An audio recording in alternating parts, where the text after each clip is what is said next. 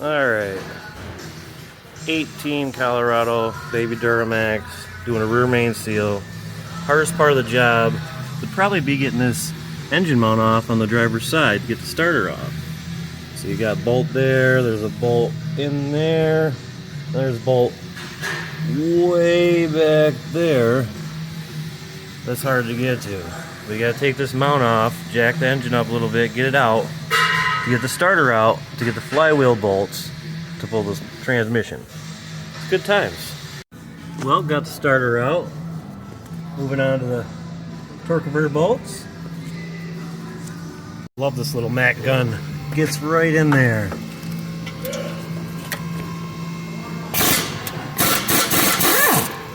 Boom. Alright, got the transfer case, drive shaft, both drive shafts. Got the transmission line unhooked, bell housing, bolts left, and she should come out of here. Alright, onto the passenger side. There's this little bolt way back in there for the bell housing. So you gotta remove this heat shield on the converter to get to it. Alright, with the shield unbolted, you can just get back there to remove that bolt. It won't come out all the way, but it will unscrew enough from the transmission. Then it hits the converter. Alright, got the transmission out. I can see the flywheel. Gotta take the flywheel bolts out, and then replace the rear main.